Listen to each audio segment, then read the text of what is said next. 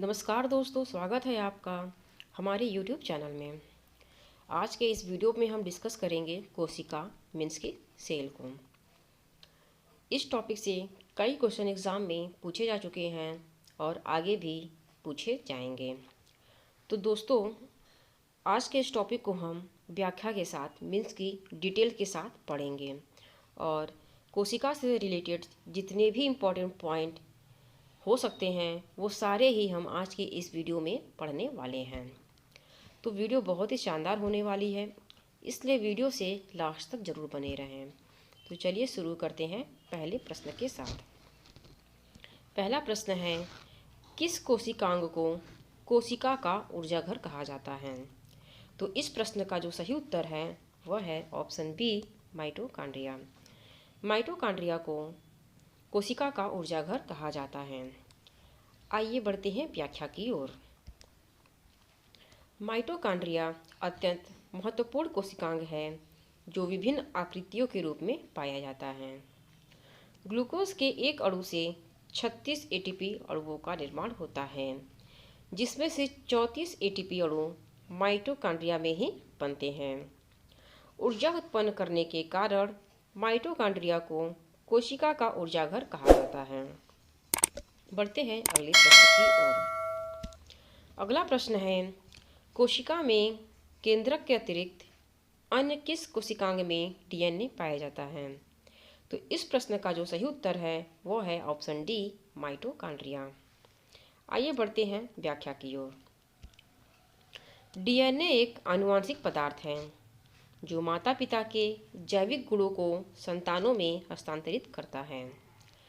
DNA जंतु एवं पादप कोशिका में केंद्रक तथा माइटोकॉन्ड्रिया में पाए जाते हैं। इसके अतिरिक्त यह पादपों और शैवाल की कोशिकाओं में उपस्थित पर्णहरित में भी पाए जाते हैं।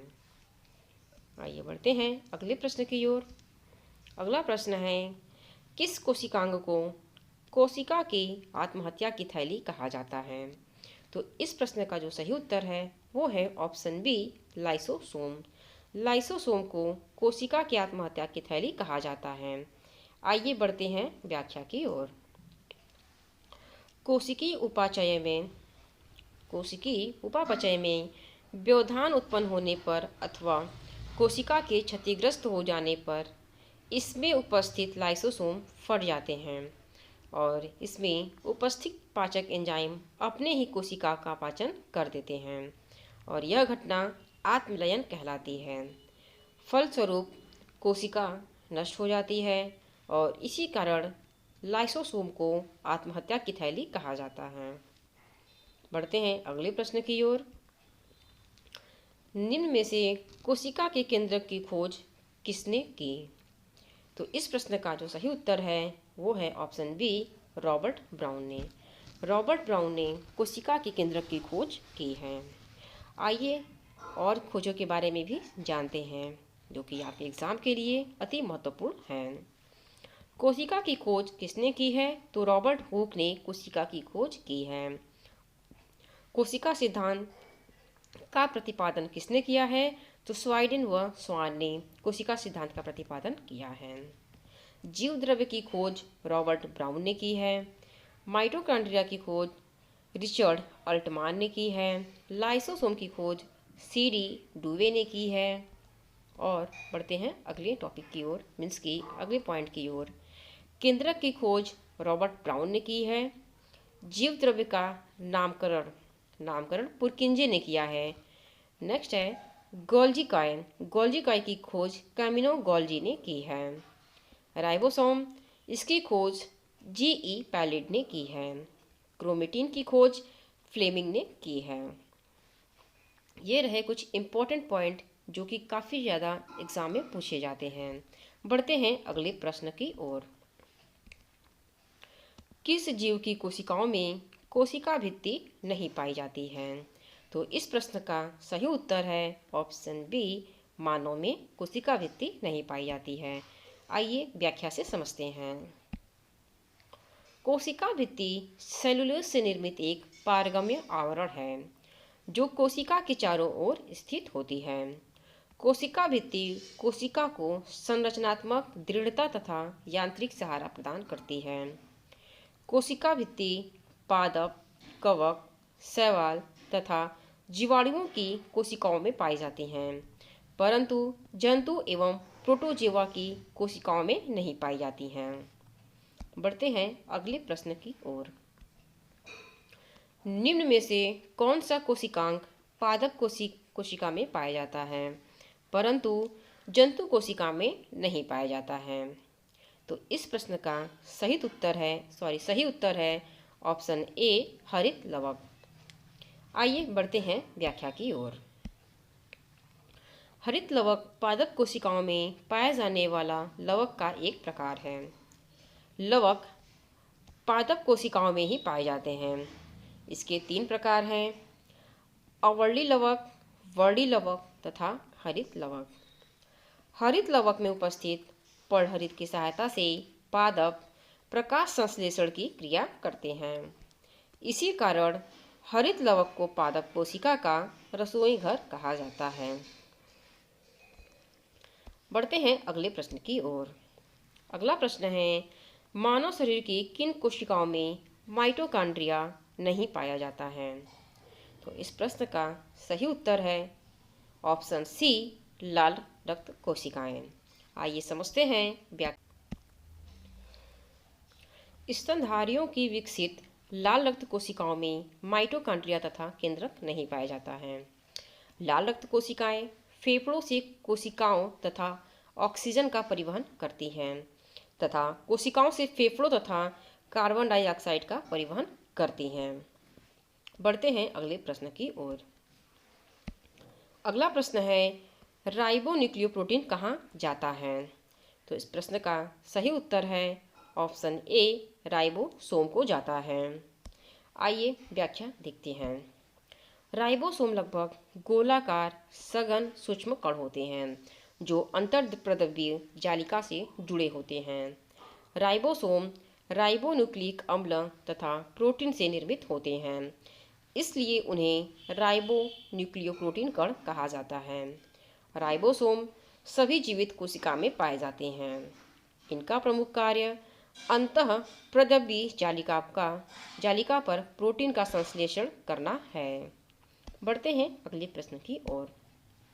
अगला प्रश्न है, गुणसूत्र निम्न में से किसका परिवर्तित रूप है? तो इस प्रश्न का जो सही जवाब है वो है ऑप्शन ए, क्रोमेटिन धागों का। आइए व्याख्या को देखते हैं। क्रोमेटिक धागे केंद्रक में एक जाल सदृश संरचना के रूप में पाए जाते हैं जो न्यूक्लियोप्रोटीन से निर्मित होते हैं।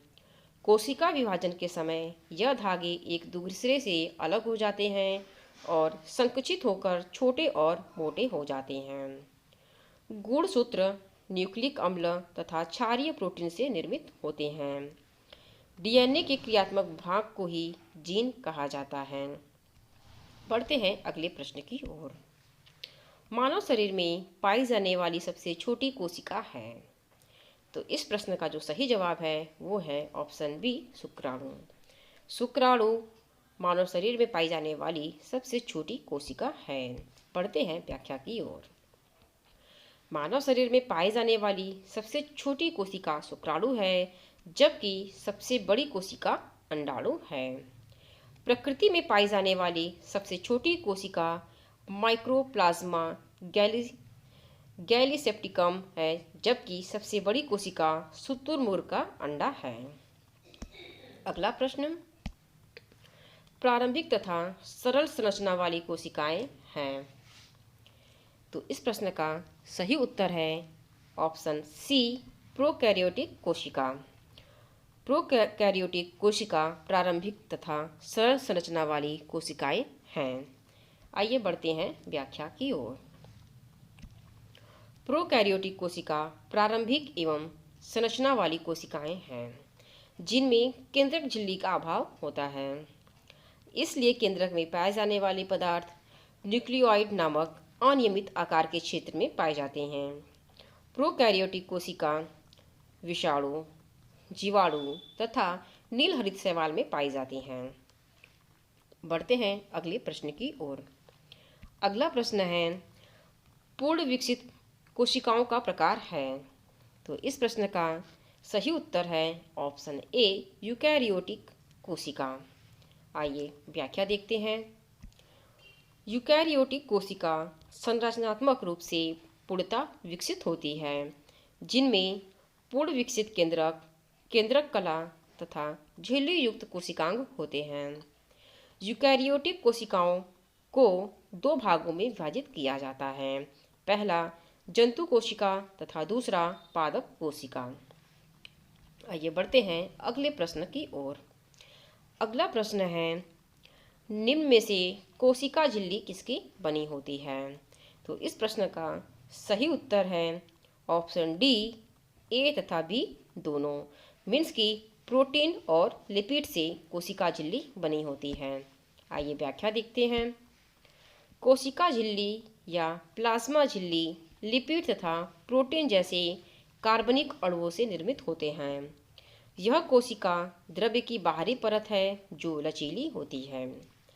इसका लचीलापन कोशिका को बाहरी पर्यावरण से भोजन तथा अन्य पदार्थ ग्रहण करने में सहायता करता है।